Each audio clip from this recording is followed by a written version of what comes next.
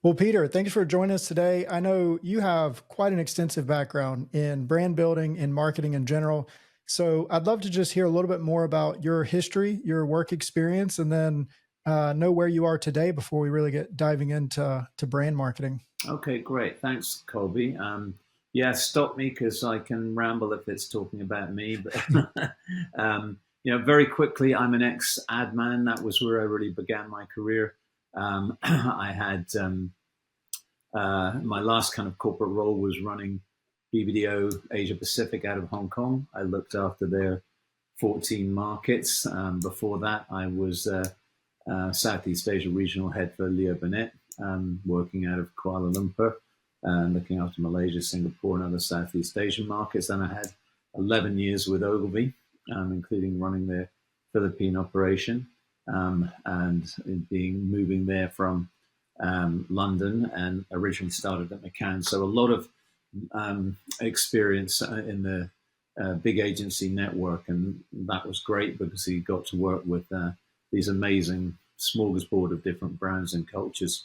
I set up my own specialist brand consulting firm with a couple of partners in Hong Kong in 2002 called the Brand Company.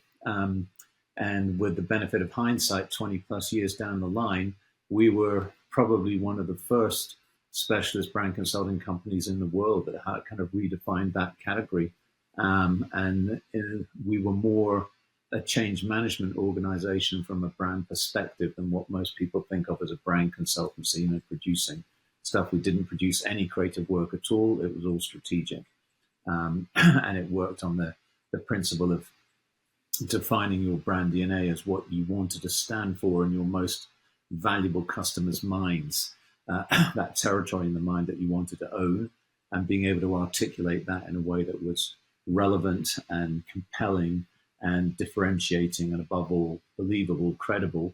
And if you could do all of that, and we developed that within the framework of what we called a brand DNA, why would you not want to use that as the beacon that guided everything that your organization does, through its products and services, through its people, its culture, its systems, and then everything it says through design, artwork, livery, logos, communications. But it does it that way round. So that's what we did. That was the Brand Company. I moved here to Canada 17, 18 years ago. We were acquired by a London-based group, but I continued on that consulting practice, brand consulting and brand strategy, which I've been practicing through my private company, Dolphin, for the past 18 years. And now, as we were just describing, I do a small amount of kind of keeping my hand in consulting with a small group of anchor clients here in and around Vancouver. I do speaking engagements, and I talk on creative strategic thinking and brand building through brand-centered management process we developed. And I spend a lot of my time now kind of giving back, and also kind of trying to scale the offering through my Lighthouse Brand Strategy Academy, which offers a CBO masterclass, Chief Brand Officer masterclass, and helps basically level up strategic brand strategy skills for small business owners, solopreneurs, and aspiring brand strategists.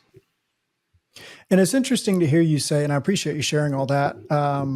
Amazing work history, amazing background, especially touching in different markets, as I'm sure there was unique things you learned in the Hong Kong market versus different ones you worked in.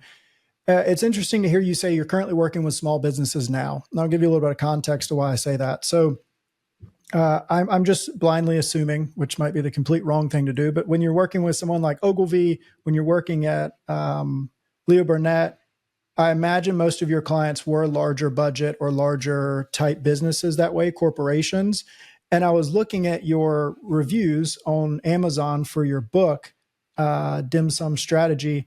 And I noticed in some of the reviews that some of the people acknowledged that they were small business owners and that they didn't think they were ready for branding at their stage of business. And as someone that comes from a performance marketing background, early on, I did see, just being transparent, like a separation between brand and performance marketing. And I think that was an issue on my part. And I had a conversation on this podcast with Ben from True Classic, which is one of the fastest growing e-commerce or D2C brands from 0 to 9 figures. And he called out, because I asked him, what's their vision on or view on separation between brand marketing and performance marketing. And he said, there doesn't have to be one, right? Like brand is not a logo. It's not a color palette. While it plays a part in it, it's not just your brand book. It's your ethos. It's your persona. It's how you feed your creative ideas into all your performance marketing assets and everything. So it's more of a mindset and a top-down strategy for the business than it just is a color palette or a brand book. So it's interesting to hear you're currently working with small businesses. Have you seen that same sort of surprise or delight from small businesses as you introduce them to the brand aspect of marketing?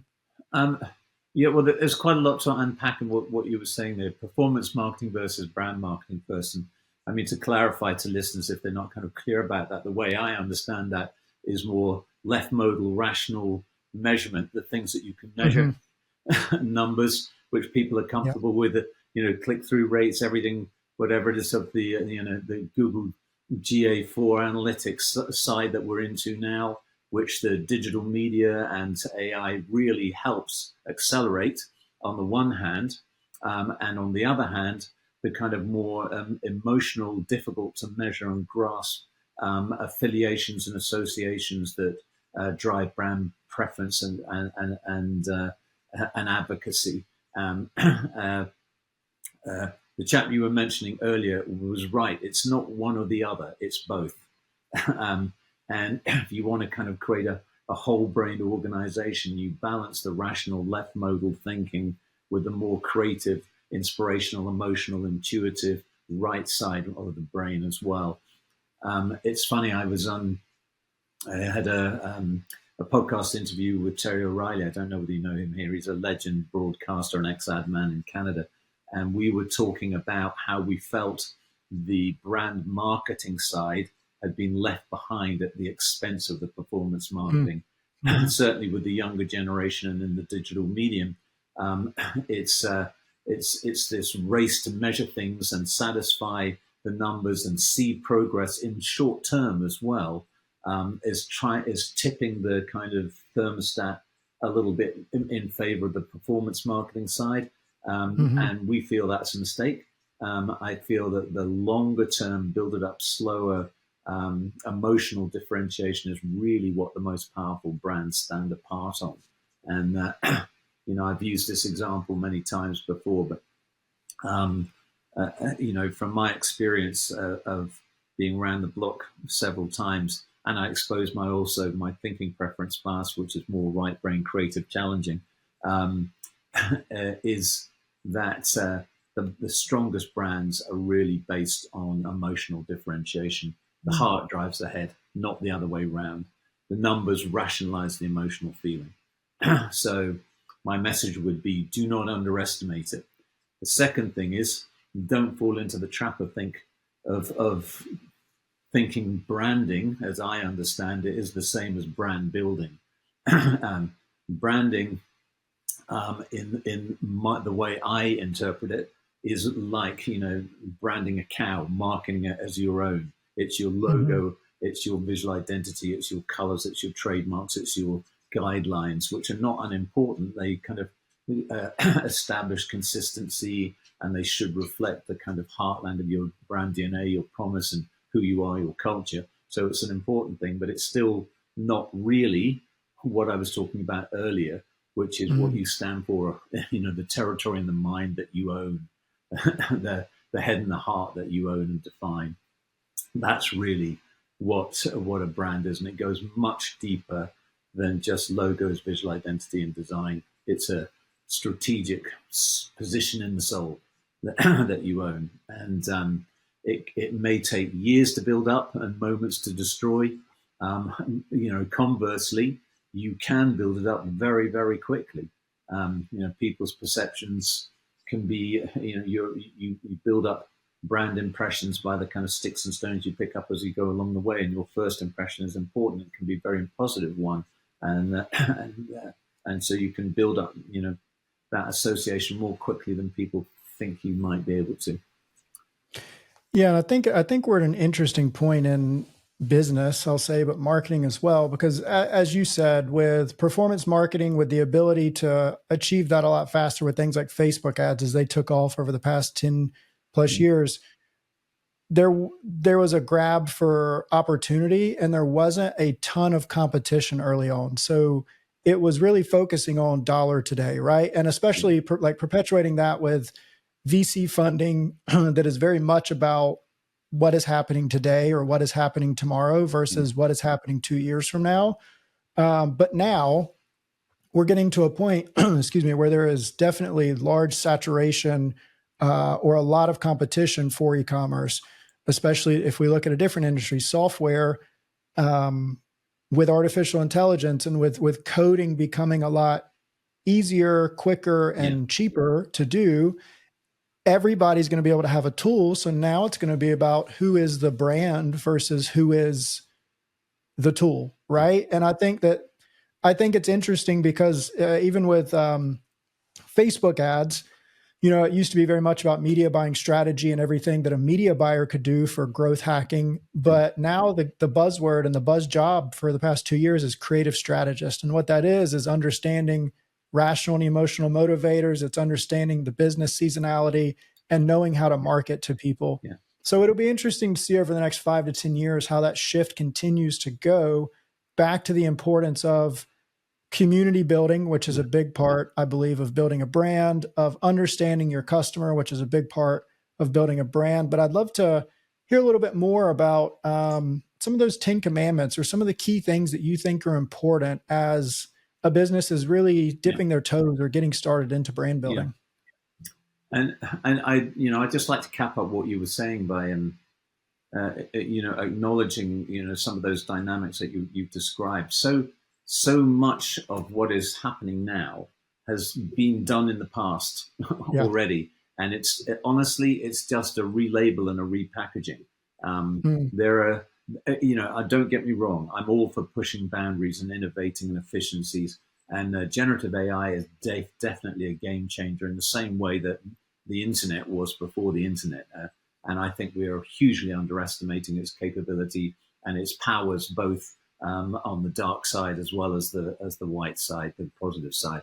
I like to think more on the glass half full side, but positive. Yeah. more positive.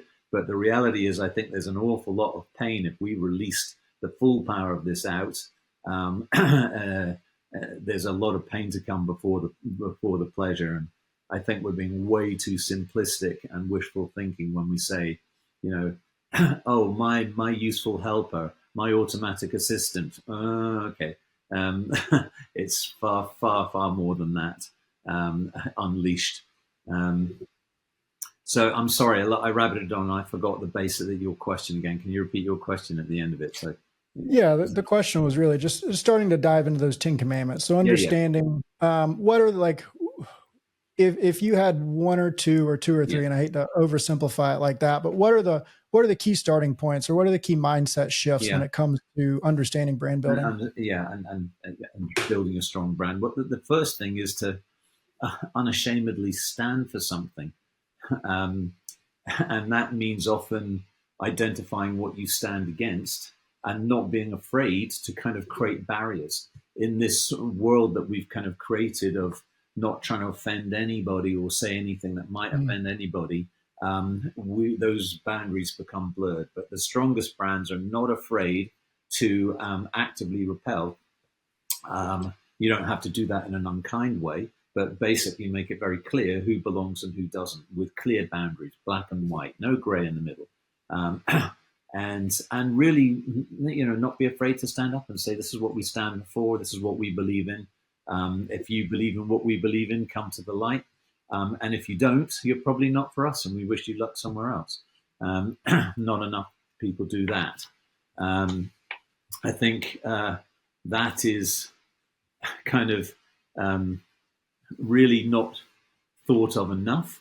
I think one of the consequences of generative AI is accelerating this averaging to the norm and blanding and good enough being good enough. Great not being able to be recognized because it's drowned in this litter of dead and brown leaves that are covering the forest floor, and with another inch or two being added every hour of the day, Mm. we will get to a point where, and by the way, for half the population out there, good enough is good enough. For the other half, who actually really want to go deeper and truly understand what it is that differentiates a brand and creates that emotional drive and that human factor, they'll want to go further. And that's always existed, by the way. Even way before the internet and generative AI, we would deal with a half of a set of clients who wouldn't know a great idea if it came up and bit them in the backside. And we would deal with another half who fully appreciated the power of great creative thinking and execution of an idea that built a brand. So, so definitely within the 10 Commandments, stand for something. The key thing we were talking about earlier is create a promise that appeals to the heart, the emotion first. So what a promise is your overarching commitment to deliver that differentiating, relevant, compelling experience that you can do in a consistent way. But think about how you appeal to the heart rather than the head.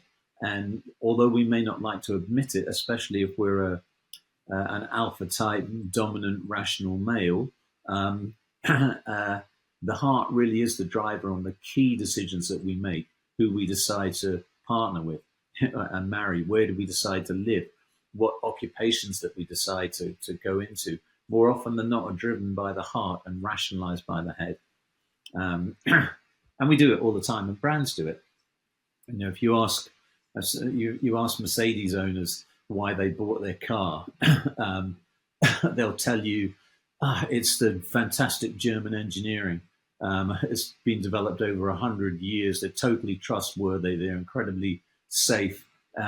My dealer friend gave me an incredibly good deal. I couldn't justify not taking it. I deserve it. When actually the truth is, really it's a badge of saying, this is a prestigious brand that says I've arrived to myself and to other people. So, it's the heart that's driving it. Everything else is justifying it. Yeah. Yeah.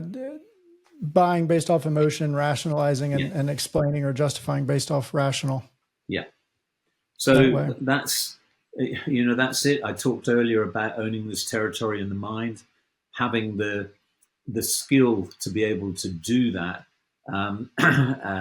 We did that through our brand DNA, identifying your role, why you exist as a product or a service, as an organization to serve others beyond making money. What is it that you're really doing for them? What are your core beliefs? Beyond the hygiene factors of, excellence in quality of service or product or great companies to work for and with, all of that kind of bland hygiene stuff that everyone says, that you kind of say, well, yeah, that's cost of entry. I expect that from any kind of decent company. Now, what do you do differently? What do you believe in really that's different, that aligns me to you? And then, of course, the heart of your brand DNA is your promise, as I was describing. We also talk about the benefit that your end users get from delivering against your promise. So you're clearly customer oriented. And, we have a system which we call practical segmentation to identify the 3 to 5 key segments that you can practically market to. Remind me to come back and talk about, the relevance between big organizations and brands and small businesses, because that's important. I think most of the listeners will be small to solopreneur kind of operations, and they think it's not relevant if you've been running AIG and Shell and, and Visa and Sony's and Kodak's and Disney's and whatever, but actually the principles are exactly the same. So that's it. And then, the other part of the DNA is your spirit or your culture, how you go about doing it. And then the icons that you can own that kind of create a spark or a burr, an image of the total, of the whole. what else? I mean, there are so many other parts of the Ten Commandments that people will relate to. Um, I say have a rallying creative idea. So many thoughts or marketing executions don't have a creative idea that is recognizable and that's consistent and that you can replicate in different ways, but the idea of the thought is the same. And it's not quite the same as having a catchy or clever slogan. It's something that builds that territory in the mind. So we had at Leo Burnett, it was things like reach for the stars and you won't come up with a handful of mud. It was an old Leo Burnett saying. We did in the old days, you can be sure of Shell. Well, nobody trusts oil companies now. Anyway, I mean, the whole thing is down. So that obviously had to change. Pure genius we did with Guinness that kind of completely repositioned their brand away from what was then seen to be an old fashioned kind of food substitute to, compete with light lagers. The ultimate driving machine, BMW, cool sort of things, choice of a new generation, Pepsi repositioning against Coke. So they're more than just taglines, they're thoughtful, ideas, core creative ideas. And then perhaps the biggest thought to lead people with is thinking of using your brand once you've been able to articulate it in the form of your brand DNA as the central driving force to change your business and drive every part and aspect of your business. And that's a concept that when people get and it lands, it's like a light bulb going on and they say, okay, gosh, I've been searching for direction, especially when you talk about where the world we're in now, which is extraordinarily cluttered. Everybody doing very similar things with similar tools, saying the same kind of things, often in the same way. It's really difficult to stand out. But half the secret is executing better than your competitors and doing that in a consistent, distinctive, differentiated way, your brand. More often than not, how you go about doing it and defining that culture is the distinctiveness. It's not the end product that you're doing. I mean, I'm a brand strategist. It used to be, even only a few years ago, that the strategic frameworks that you were describing were kind of patented, protected, lock it up in the secret box, KFC secret sauce nobody's ever going to find out about. Well, that's all gone. The content is king thing exists no more. You can find any single strategic framework or creative thinking model, everyone that you want at the touch of a button, at the right prompt, with your portfolio, your suite of, AI tools now, you can get it all. So that's no longer a differentiator. It's what differentiates you is the human factor of the skill and the experience in being able to interpret it, apply it, and execute it for your clients. I've used the example many times of saying you can go onto YouTube and get a video of an instruction on how to do an appendectomy. Frightens me this, but it's so true. But it's such a good analogy for a strategy. And you can go and hire the doctor's scrubs. You can hire an assistant. You can get all the equipment. You can even rent a theater, and you can persuade with great credibility, if you can, and confidence or overconfidence, that you can conduct an appendectomy, and you can have your little YouTube video up in front of you and try and operate and find the right bit to cut out and do it without, killing your patient. Or you can go to a surgeon who's done 1,000 successful appendectomies, with the, 20 years experience in behind it. Which would you rather do? We are making, especially in the brand building and the execution on the strategy side, we are making it much easier for the barriers to entry to be so low that the one thing that you're leaving behind is the competence and the skill and the experience that makes a real difference, and that's muddying the waters a huge amount. Anyway, just some thoughts. I love all that. No, all that's really good. That's a lot to chew on. If anyone listening would like to learn more about you, what you do, any small business owners looking to really understand brand building and make sure that they can set their business up for success? I know you have the book, Dim Sum Strategy, on Amazon, but what's the best way to get in contact with you or to reach out to you? That's kind of you to ask. Thanks. I think the best thing is just to go to my website, which is peterwilken.com. That's Wilken, not an I, peterwilken.com. And check it out. Go and check the Lighthouse Brand Strategy online course program, which is on that website as well. That was geared up and designed specifically for small business owners to demystify all this jargon around brand and strategy and brand building, and help them do that themselves or guide it with a team, or be able to successfully brief and work with agencies.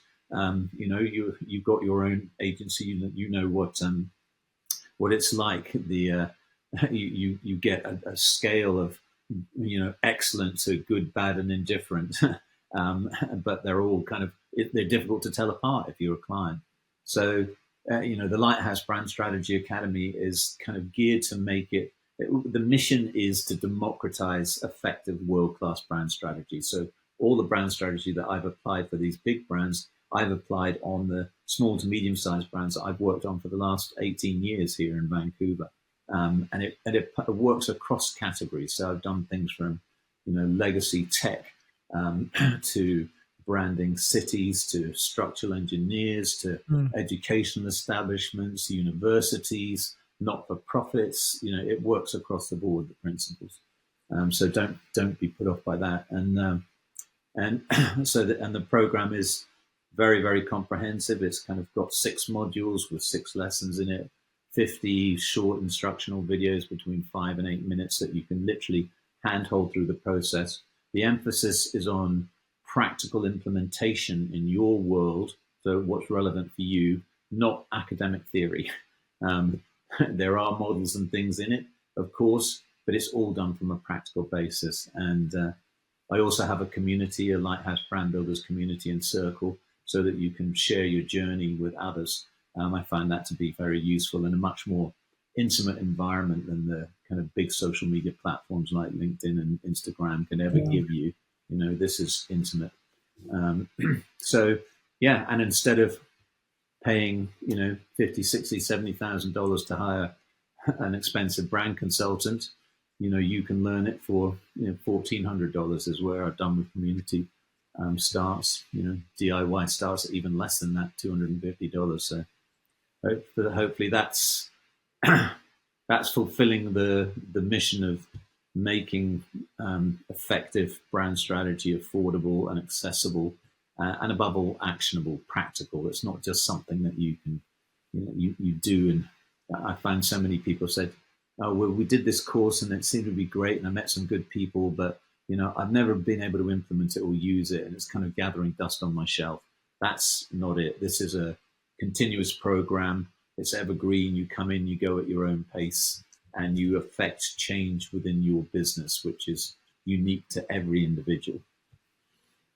I love that. And for anyone listening, we'll put all the links to that in the show notes so that they can directly access that there. Peter, this was a great glimpse into real brand building and long-term growth for business. I appreciate you coming on today, and definitely look forward to staying connected in the future as well. Well, Colby, thank you so much.